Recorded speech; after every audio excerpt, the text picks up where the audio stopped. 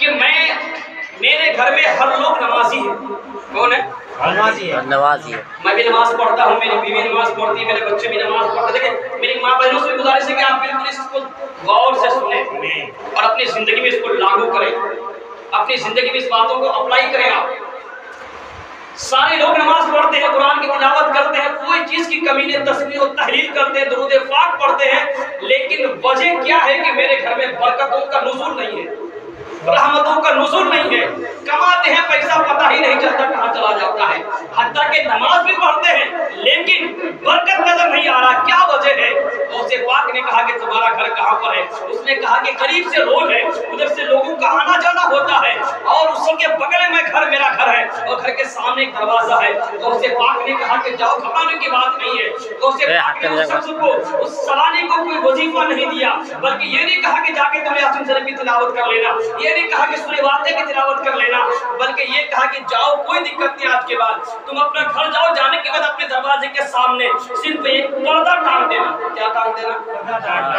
ہم بھی گھروں میں پردہ ڈالتے ہیں نا, پردہ ٹانگ دینا. اس کے بعد مجھ سے آ کے ملنا. وہ شخص جاتا ہے سواری جانے کے بعد, اپنے گھر کے سامنے پردہ خرید کے مارکیٹ سے لاتا ہے, لا کے دروازے کے سامنے پردہ ٹانگ دیتا ہے. اب پردہ جو ہی ٹانگنا تھا, اس دن سے ہی جس گھر میں برکت نہیں ہوتی تھی, جس گھر میں اللہ کے رحمت کے فرشتے نازل نہیں ہوتے تھے, اب اس گھر میں جھماجھم رحمت کی بارشیں ہونے لگی. اب پیسوں میں, کھانوں میں, ہر چیز میں بے پناہ برکتیں ہونے لگا.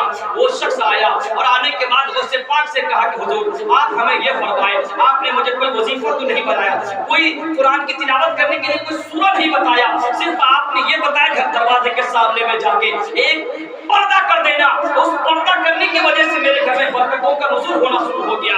وجہ کیا تھا, اس کا ریزن کیا تھا, آپ پیچھے کی بات بتائیں کس وجہ سے ہے جو گھر میں برکت نہیں ہوتی تھی. غوث پاک کہتے ہیں کہ سنو سنو, تمہارا گھر جو دروازے کے ساتھ ہوا روڈ کے قریب میں تھا, اس روڈ میں نماز پڑھ کے نمازی بھی جایا کرتا تھا, چور بھی جایا کرتا تھا, اور خاص طور سے دنیا کے سارے لوگ جاتے تھے, لیکن ان سے کوئی فرق نہیں پڑتا. تمہارے دروازے پہ بے نمازی کی جب گزر ہوتی تھی, وہ بے نمازی تمہارے دروازے کو دیکھ لیتا تھا, اس کی نگاہ پڑنے کی وجہ سے اللہ رب العزت تمہارے گھر سے برکت کو اٹھا لیا تھا. سوچ کے دیکھیں ذرا, آپ سمجھیں اس چیز کو, اپنے مائنڈ میں اس چیز کو بٹھائیں. جس گھر میں بے نمازی کی اگر نگاہ پڑ جائے, نظر پڑ جائے, اس گھر میں اللہ اپنے رحمت کو اٹھا لیتا ہے. بلکہ گھر میں نماز بھی ہو رہی ہے, تلاوت بھی ہو رہی ہے, لیکن اس سے کوئی فرق نہیں پڑا, ایک بے نمازی کی نگاہ پڑنے کی وجہ سے وہاں سے برکت ختم ہو جاتا ہے.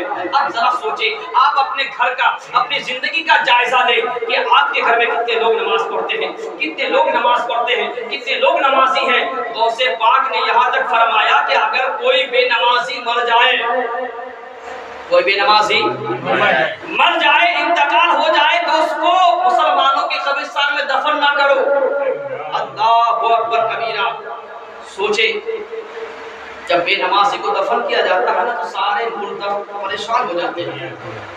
اور کسی گاؤں میں کوئی نوجوان اگر توبہ کر لیتا ہے, کیا کرتا ہے, صدق دل سے اپنے گناہوں سے, یہ دنیا داری سے توبہ کرتے اللہ کی طرف رجوع کر لیتا ہے, تو وہ نوجوان کی توبہ کرنے کی وجہ سے اللہ اس کی توبہ کو اتنا پسند کرتا ہے کہ نوجوان اگر صدق دل سے توبہ کر لے, تو اس کی توبہ کرنے کی وجہ سے اللہ 40 دن تک اگل بگل کے جتنے قبرستان ہے اس کے عذاب کو اٹھا لیتا ہے. سوچ کے دیکھیں, ہمارے نوجوان کو سمجھنے کی ضرورت ہے.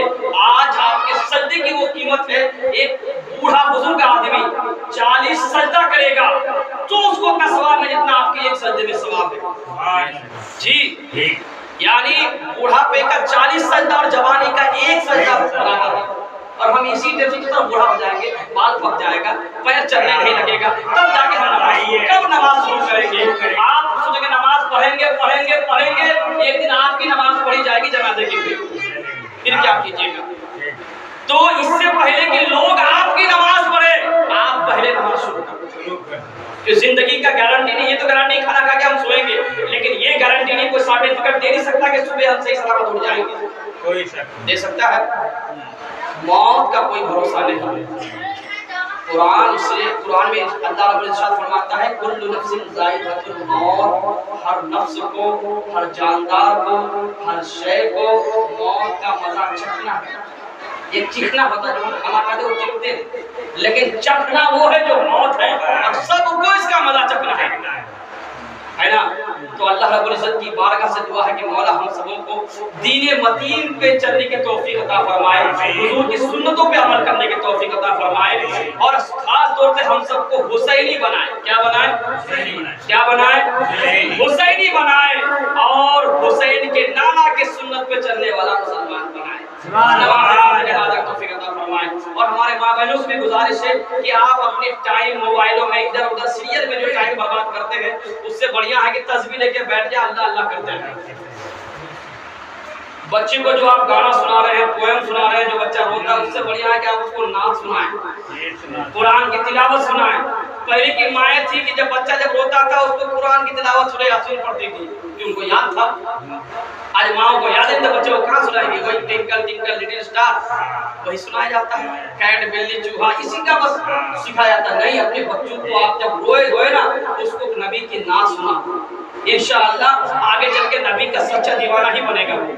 آپ اس کو دنیا دار کا گانا سنائیں گے تو سلمان خان کا دیوانہ بنے گا، ہے نا؟ حسین کا دیوانہ وہ نہیں بنے گا۔ اس لیے اپنے بچوں کو جب روئے یا کچھ کر، موبائل میں بھی آپ لگا کے دیتے، کافی نا قرآن لگا کے دے اس کو، نعت لگا کے دے اس کو، تقریر سننے کو دے اس کو، تاکہ اس کی ذہن جو ہے نا ابھی ایسا میموری اس کا اسٹرانگ ہے، جو آئے گا وہ سیو ہو جائے گا، وہ فولڈر کبھی کھلے گا نہیں۔ آپ کو لگتا ہے کہ بچپن میں جو پڑھائی آپ کیے تھے، جو کلمہ آپ یاد کیے تھے، آج تک آپ کو یاد ہے، لیکن آج آپ کتنوں کوشش کرتے ہیں، کتنوں رگڑتے ہیں، لیکن یاد نہیں ہوتا ہے، میموری موٹا ہو چکا ہے۔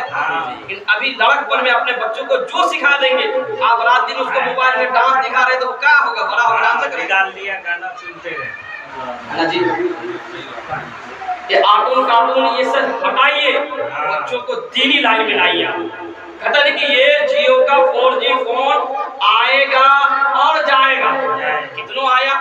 ویوو آیا، اوپو آیا، پتہ نہیں کیا کیا آیا، نوکیا آیا، میٹرولا آیا، دنیا زمانہ۔ یہ جیو بھی آیا، جیو کا 4G phone, 5G phone, 6G phone آئے گا اور جائے گا۔ یہ 4G 5G 6G تمہیں ٹینشن دلائے گا، اور سجا لو عشق نبی دل کے کمپیوٹر میں، سجا لو عشق نبی دل کے کمپیوٹر میں، اور یہی ڈاٹا میدان محشر میں کام آئے گا، یہی ڈاٹا میدان محشر میں کام آئے گا۔ آپ ایسا ڈاٹا بنائیں، ہے نا؟ اللہ ہمیں صحیح سمجھنے کی توفیق عطا فرمائے، اور خاص طور سے جتنے لوگوں نے حصہ لیا ہے، اللہ ان کی تمام دلی جائز تمناؤں کو پورا عطا فرمائے، آمین آمین۔ آئیے میرے آقا اس دنیا میں جب تشریف لائے تو تمام ملائکہ ختم کر دیا نا، نماز سے گریز نہ کریں۔ کتنا لگتا ہے اگر پانچوں ٹائم کا جوڑ کے ہم بتائیں 1 گھنٹہ مشکل سے۔ ایک بنگلہ میں شعر ہے کہ اے نمازی بے نمازی نماز کے کوئی سبحان اللہ، ایک بار ہاتھ دھوئے، سبحان اللہ۔